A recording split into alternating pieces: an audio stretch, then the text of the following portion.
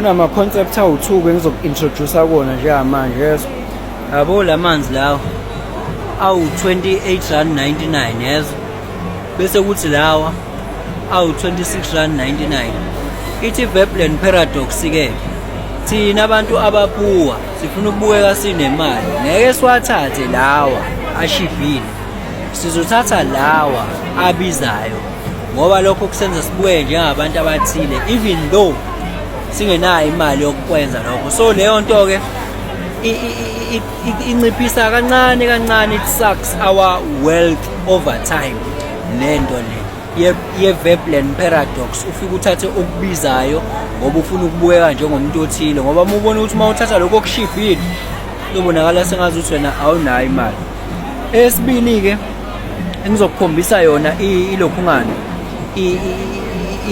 what you call this, whatever it is, ile ethi yabona la kune lana lamanzi uthenga awu-4 ngo-100 yezo, kodwa ewodwa 28.99.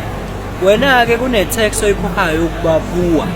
Yabo umuntu ono-100 la uzothatha 4 yezo, kufanele ukuthi amanzi wathenge ngamalini ewodwa ngo-25 rand. Wena mungena 100 rand manje uzowathenga 1 by 1 uyokhokha more than 115 rand. Yes, ngoba unawo wena ubani u100 rand manje.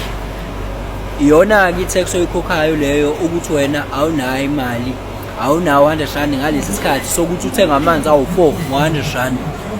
Wena mhlawumbe unobani no50 rand. Obviously muno 50 rand wena ngeke uzothenga amanzi awu4 la. Yes. Uthola ukuthi kodwa uyogcina ubuyeka u4 mhlambe or 2 times, kodwa uzogcina uthenge 4 wamanzi.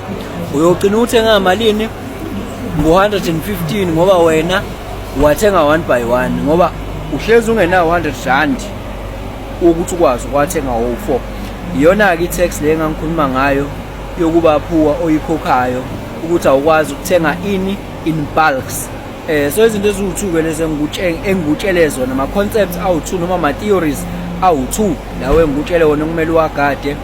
Iba nayo imali, emergency savings, ukuze ukwazi ukukapitalize ubagain kuma purchases athile, na ukwazi ukuthi uma kwehla emergency ukwazi ukuthi ungalokhu ungapay i-tax lekhokha abantu abaphuwa ukuthi akanayo imali manje, agcine seyakomashonisa, agcine yabo sekucostly ukwenza into. 2, i-Veplan Paradox thatha lokho okucheap, yizwa lonto, thatha lokho okucheap, ungafuni ukuspend imali onganayo.